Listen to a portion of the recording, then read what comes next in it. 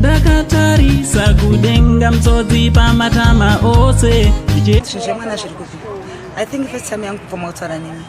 Mwana zvirikupi. Ndikati mukafunza mwana afaira. Chimira imwana tofika mwana ndokudzai. But vakarama vakanyebodza ndati mwana asiwawo.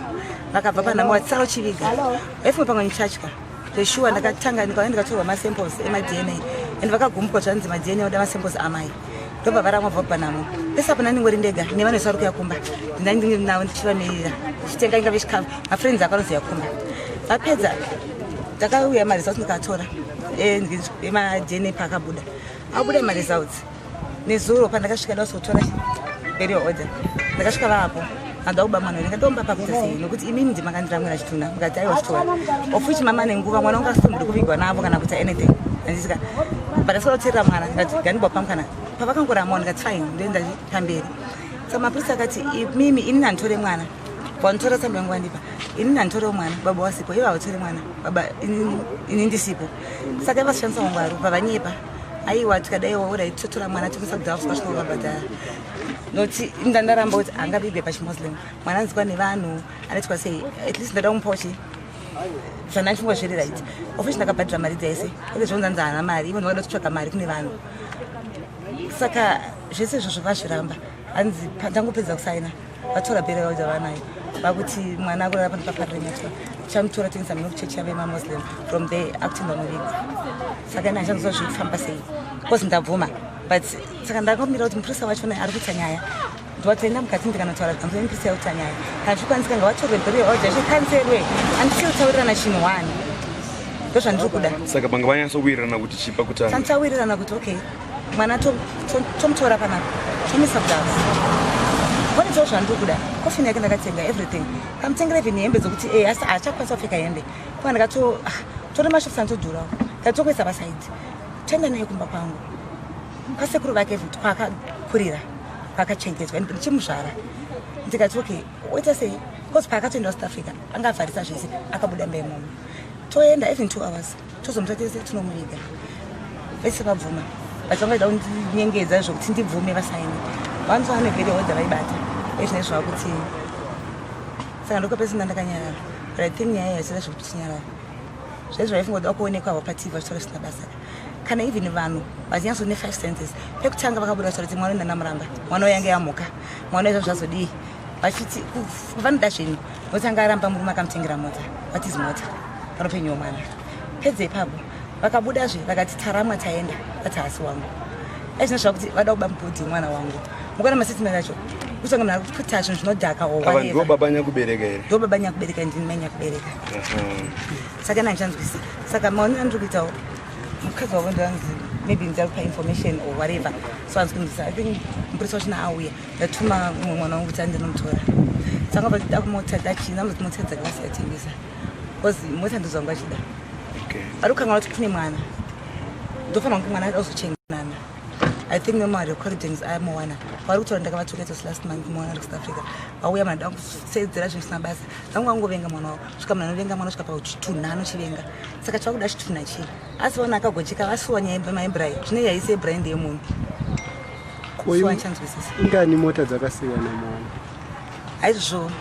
handikwanisa kuti ndizviburitse pachena is my secret okay mama so right now mwana nani mwana zigwara sikupi yekuti mwana akatorwa mababa wake so aiwa haana kutorwa ndakavati pamba pari kunge vanhu vakawanda saka zvokanganisa mwana saka ndakati vakumbira kuti chitorai mwana vandakavapa for 2 days 3rd day ano mwana tochemera kuti anga aneni saka sati yafambira zvinhu zvekunoko saka ndakavafonera nezuro vafonera natatenda kuti vadzoke nemwana zveta nditofunga kuti kubva kunoko ndofanira kutienda ndotora mwana ende mwana wakatsadza kundidzorera handifungwa zvinotera zvakanaka kuti mwana iyeye anokwanisa kubatwa zvakanaka ndipachinera Moana Michelle and munhu akwanisa kubata zvakanaka ndini pavari vese apana mukwanisa kumubhadharira kuheritage because vaitadza kumutengera even handiziye a pair of shoe saka apana mwana ndo achinje life yake kuheritage mai yake ndo zvakasiya senzera achidza kuheritage kwanga achidzidza life yange ajana ngofanira kuti amba achita so I'll fight. Was Mishi pregnant? We just got there. I don't remember that Mishi was 6 months pregnant.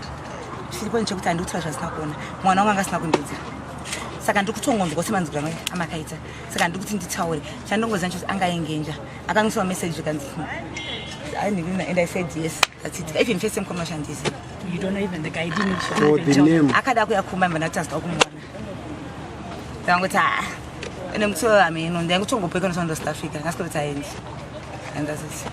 Ubaba wanga ukuthi hanzima kathi mwana asiwa vanonyepa aisinothi ndatsaura anga vakunyepa vakabva kumba vati maendere ku hospital musina kududza kandi kudze ku post mamskarare pamba of which kumba kwavari ndokumba kwa baba vangu kundikisiza ndo nchishara baba Moana che vakatoziva sina Moana ane 10 days but mwana kana afa ungati chaka kutadzira is it necessary kuti utaure zvakaipa bad about mwana wako is it necessary kuti tangobvunza zvinhu zvemwana usati waziva kuti mwana ungashandira hawo zvimwe zvinhu ka na baba vasadaro I think ndani Thank you.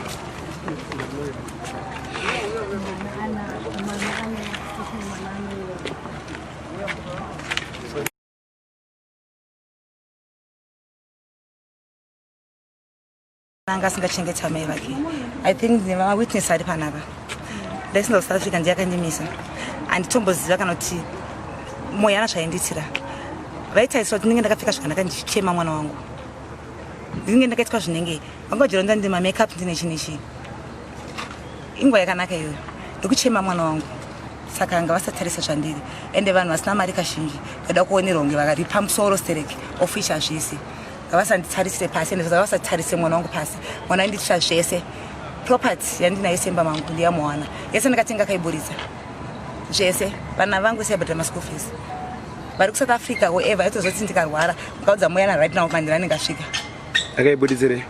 chi Property yemu yakabuditsa yakati. mama anchadai ndachimuri all right. chinyowani vachidaiwo oti chi so vada kuti fambi pano zvingota kuti Moana I think vanhu vari jealous so vanongojesu noti mwana angasimuka mwana angangoweza bhura rake ainakidzwa una chitambura so vanhu ngavasatori kwasinosvika nezvavasingazivi because Moana she was the best munhu wese anokanganisa because matsanzika salt anoita chii handiti whatever chaita vambura ndachiona kandichitira kureka nekunze hazvineineni because anenge sonirespecta saka kuti anzi azodii I think watoti zvechihure zvechi I think anenge akarambwa naMoana